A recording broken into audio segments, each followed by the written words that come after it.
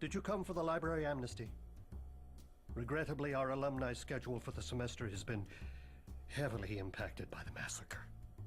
Slaughter is a crutch, an unfortunate crutch. I presided as Innsmouth's headmaster over a run of good form for 15 years. Naturally, there have been the usual accidents, maimings, well within accountable risks. As I would tell parents before I was retired from the Reparation Committee, you cannot vivisect a ghoul without breaking a few legs. Ah, he's paraphrasing. Work with me here, HJ. Moving right along. The wards of this school, hundreds of years old, are violated. It is unthinkable, but we handle the unthinkable every day. Now things are slipping through, both ways. I'm not sure which is worse for the general health of the island. A thorough investigation will follow as soon as we have appointed new staff and dissolved their predecessors' corpses. Yes, the immediate concern is that the wards must hold. The devices are hungry, rapacious for anima. Great. We'll have a sacrificial donation drive. Or a bake sale. Delightful.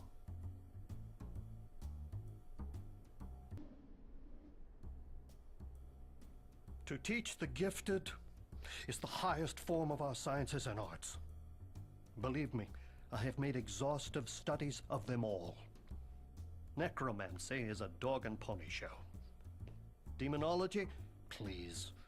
Leave bargaining with the hell dimensions to the chancers and masochists. Callimetry is brutish puppet work and recollects my days of medical practice. They were curtailed. But my humanistic focus was not shared by the founders of this grand institution, this great experiment.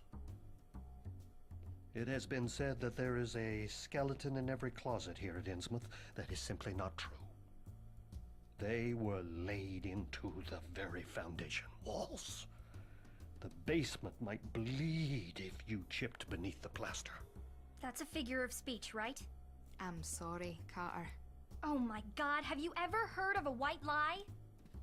The architecture was exacting. A pattern, a focus, a tomb, a battery. Stockpiling anima from many sources, not entirely willing sources. It would be politic to close the breaches before they emerge. First time you get bricked in's probably the worst time, eh? From my research, it seems each time begins a claustrophobic eternity anew. You're like the world's revenge on sarcasm. Do you know that?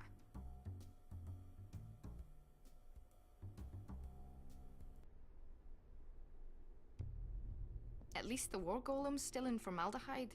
Huh. It's funny you should mention that. Funny comical or funny peculiar?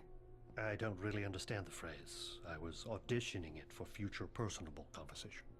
Mixed success, then. We have all seen the reanimated corpses of recently deceased staff, felt pathos at those once great minds leaking from vacant orbits. I think I'm gonna be sick. I have also witnessed professors of an older vintage making their agonizing way through the halls. Historically, many faculty members were convinced to donate their mortal remains to the Academy ahead of their untimely deaths, for the betterment of knowledge. I believe their knowledge is now being perverted by some vandalous hand. One that plays them like fleshy puppets to access areas most forbidden. We possess an Illuminati war golem from the 1600s, purely for reference purposes. The school records of its last activation make for gruesome, albeit entertaining, reading. Such an activation would require a full faculty meeting. So, this could get worse before it gets better? Oh no. I shouldn't think it would get better.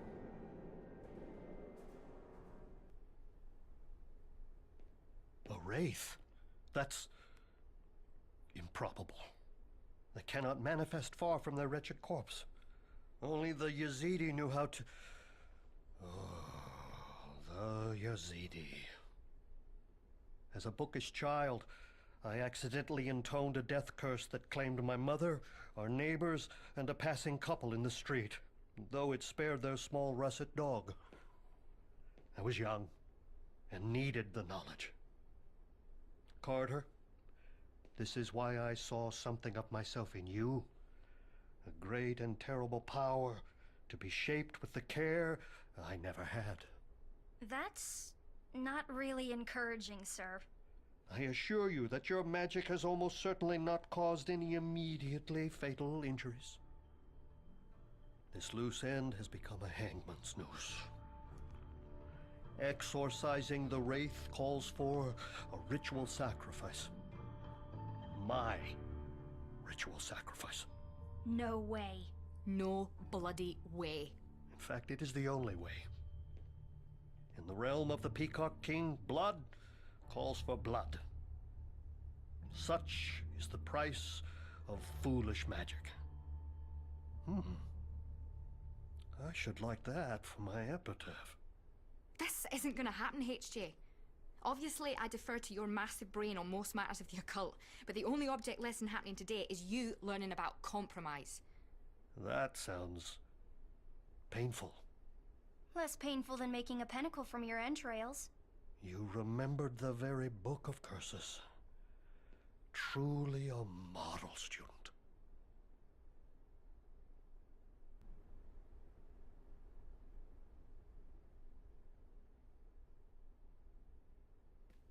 Hey, can I talk to you?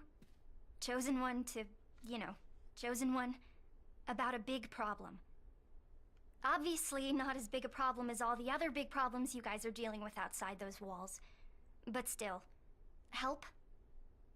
Okay, so the practical alchemy class keeps racks of replacement familiars hung up in the basement. At least a dozen for every student. It's called practical alchemy for a reason. It's not as gross as it sounds. Okay, it pretty much is as gross as it sounds. Now they're waking up. A whole army of creepy dolls right under our feet. Miss Usher and Mr. Montague want me on the bench for this game, and I know it's to keep their star player from getting injured mid-season. But it feels more like being in the penalty box. I want to step up to bat. I want to help out. I can use my powers. The really freaky ones. You know, they warded the school from the inside because of me. I'm tired of being scared of it, being made sick by it. Maybe that's how my powers want to be used. For me to just say the words and tear it all down. Look, if I set it off, I kinda need someone to make sure I can stop again. Like a chaperone. It's not quite the Halloween prom, but, well, that's where this all started. Worst prom night ever.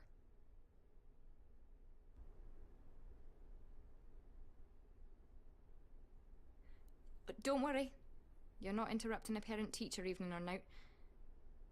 I'm the witch doctor in residence. It's my lot to teach the kids responsibility over the balance of life and death, given and taken. So this has really pissed the curriculum up a wall. It is a great, great setback for us all. Loss of life among the faculty always brings up inconvenient questions. I appreciate the pep talk, HJ. The last time Mr. Montague gave me a pep talk, I had nightmares for the rest of the semester. Anyway, you may already have run into some of the students' familiars out there. They look a fright, but, well, think back to your first shop class projects and how they turned out. Without the kids around to control them, they're running wild. Eventually they'll go pure bonkers, and things here will go even more pear-shaped. I wish there was a cleaner way to contain them, but... I recommend delivery of a swift, decapitating blow with a spade. A fire axe has a distressing tendency to rebound from the vertebrae. From experience, aye? A teacher is only as good as his tools.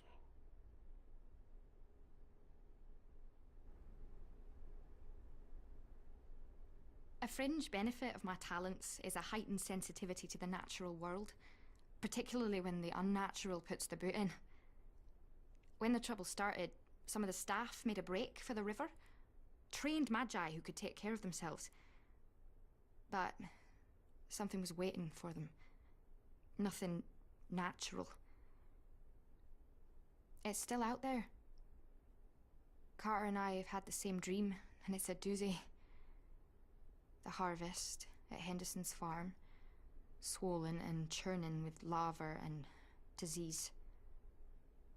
Like those dead, traumatizing time-lapse documentaries. Ah, Archibald Henderson's murderous legacy. It is another weft in the fascinatingly grim weave of Solomon Island history. There is a lot of seriously bad shite emitted from my copy of the school prospectus. The Academy had absolutely no truck with his creations. Initially. During his life. He was a magus, but at heart a simple farmer. Likely barely able to comprehend, let alone control, his messy undoing. I come from an agricultural family. Yeah, my parents grow sunflowers. I sense this situation is socially awkward. Ach no, not more than usual, to be fair.